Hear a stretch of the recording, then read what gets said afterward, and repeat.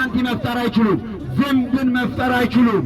ضعف الطالب والمطلوب ደካማ ለማኝና ደካማ ተለማኝ ዝንብን መፍጠር የማይችል ነገር እንዴት ነው የሚመለከው? ዝንብን መፍጠር የማይችል አካል እንዴት ነው የሚሰገድለት? የሰው ልጆች ሆይ ንቁ! አዋጅ አዋጅ አዋጅ ብለናል። የሚመለከው በእውነት አላህ ብቻና ብቻ ነው። የሰው ልጆች ሆይ አታላዮች እንዳያታሏችሁ። የሰው ልጆች ሆይ ገንዘብና ጥቅማ ጥቅም እንዳይሸውዳችሁ። የትንሣኤ ቀን አሳማሚ ቅጣት አለ፣ ወይ ዘላለማዊ ገነት አለ። ሁለት መንገድ ነው ያለው፣ ወይ ገነት ወይ ገሃነም ነው። ገነት የሚያስገባው መንገድ ላኢላሃ ኢላላህ ሙሐመድ ረሱሉላህ ነው። በእውነት የሚመለክ ከአንድ አላህ ውጪ አምላክ የለም። ነቢዩ መሐመድ የአላህ ባሪያና መልእክተኛ ናቸው ብሎ መመስከር ነው። ኢሳ የመርየም ልጅም የአላህ ባሪያና መልእክተኛ ነው ብሎ መመስከር ነው። እኛ ሙስሊሞች ኢሳ የመርየም ልጅን እናከብረዋለን፣ ግን ተአምር መስራት ሰው እንዲመለክ አያደርገውም። በዘመናችን ብዙ ሰዎች ተአምር ይሰራሉ፣ ግን አናመልካቸውም።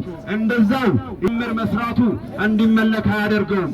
በተአምር ሰው የሚመለክ ቢሆን ኖሮ ሙሴ ነበር የሚመለከው። ሙሴ ነው ባህርን 12 ቦታ የከፈለው። የሰው ልጆች ሆይ የሰው ልጆች ሆይ ላኢላሃ ኢለላህ በሉ፣ ትድናላችሁ። ላኢላሃ ኢለላህ በሉ፣ ሰላም ታገኛላችሁ። የሰው ልጆች ሆይ ሰላም የሚገኘው መረጋጋት የሚገኘው በላኢላሃ ኢለላህ ነው።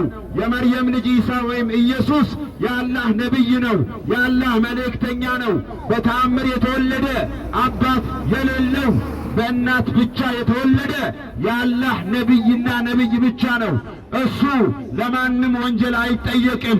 ወላ ተዚሩ ዋዚረቱ ዊዝረ ኡኽራ፣ ማንም በማንም ወንጀል አይያዝም። ሰው ሁላ በሠራው ነው የሚጠየቀው። እኔ ወንጀሌን ወስጄልሃለሁ፣ ውሸት ነው። ይህንን እውነት ስሙ። አዋጅ አዋጅ አዋጅ! ቁሉ ላኢላሃ ኢለላህ ቱፍሊሁ፣ ላኢላሃ ኢለላህ በሉ ትድናላችሁ። ላኢላሃ ኢለላህ በሉ ሰላም ታገኛላችሁ።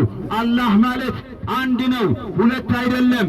አንድ ነው፣ ሶስትም አይደለም። አንድ ሁለት ሶስት የማይገባ ሂሳብ ውጡ። አንድ አምላክን አምልኩ የዘወትር ጥሪያችን ነው። ሰላም አለይኩም። ቢስሚላሂር ረህማን